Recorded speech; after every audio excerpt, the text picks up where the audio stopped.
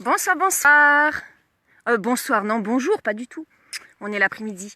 Voilà, Isia et moi, on est à l'extérieur, il fait beau, c'est dimanche et on est en train de fabriquer des abris à hérissons. Alors, l'idée de fabriquer des abris à hérissons, c'est quoi? C'est qu'on ait des hérissons dans le jardin. Ouais. Hein? Pourquoi?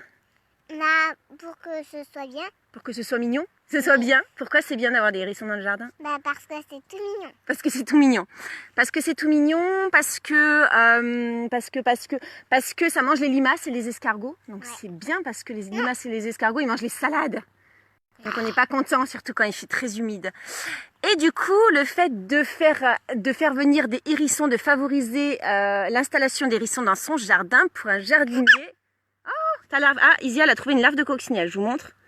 Parce qu'elle ne la lâche pas depuis tout à l'heure. Hop, pour ceux qui n'ont jamais vu, hein, tu vois, tu montres, voilà. Petite larve de coccinelle, je ne sais pas si on voit très bien.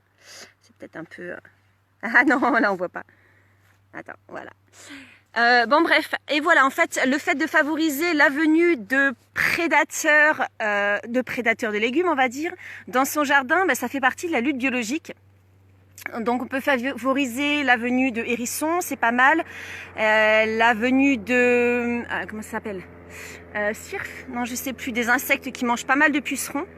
L'avenue des coccinelles, effectivement, voilà, en favorisant l'installation de coccinelles, différents insectes prédateurs dans le jardin.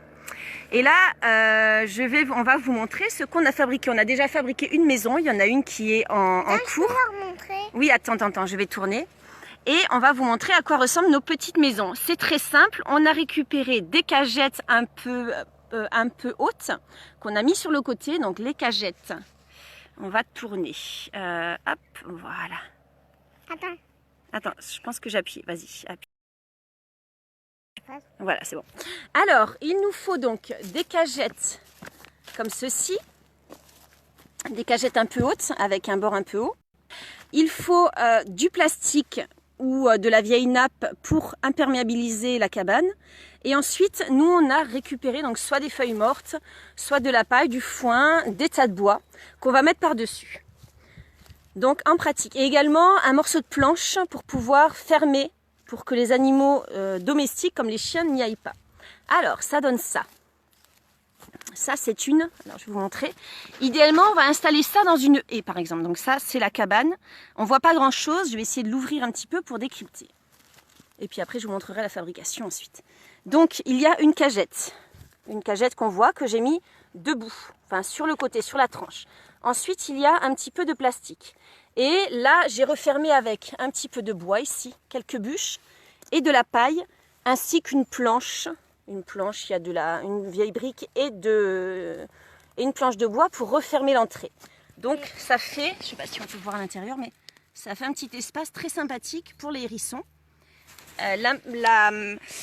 Le fait qu'il y ait de la paille, ça permet... Hop, je vais revenir avec vous. Voilà, le fait qu'il y ait de la paille ou des feuilles mortes, ça permet également de faire une isolation thermique pour pas que les hérissons aient froid cet hiver. Ça leur donne l'occasion d'être un peu protégés puisqu'il y a la haie. Attends, chut. Puisqu'il y a la haie qui protège aussi. Et on va aller maintenant sur la prochaine cabane qui est en construction. Alors, hop, on va se déplacer. Et je vais retourner. Ok, là on est dans... Oh pardon Louloute, oh, excuse-moi. Donc là je vais reculer, on a une haie ici, assez touffue avec du lierre qui descend. Et ici on a installé, voilà, une cagette. Le plastique par-dessus, des bûches. Il me faut... Est-ce que tu peux me chercher Louloute la planche de bois qui est adossée à la cagette? Voilà, celle-ci. Donc, je ne sais pas si on voit très bien parce qu'en fait, il y a cette branche. Voilà, je vais la pousser. On va maintenant pouvoir fermer sur les 2/3. C'est lourd? On va fermer sur les 2/3 avec la planche de bois pour ne laisser qu'un petit passage. Alors, je ne veux pas casser cette branche parce que ça ne sert à rien. Hop, voilà. Donc, j'essaye de soulever pour vous montrer ce que ça donne. Voilà. Et maintenant, on va recouvrir de bûches, du bois, de la paille, des feuilles mortes ou quoi que ce soit. Voilà, voilà. Eh ben, écoutez, on vous fera le retour, savoir si les cabanes ont été habitées cet hiver. Hop. À tout bientôt. Au revoir. Au revoir. Au revoir.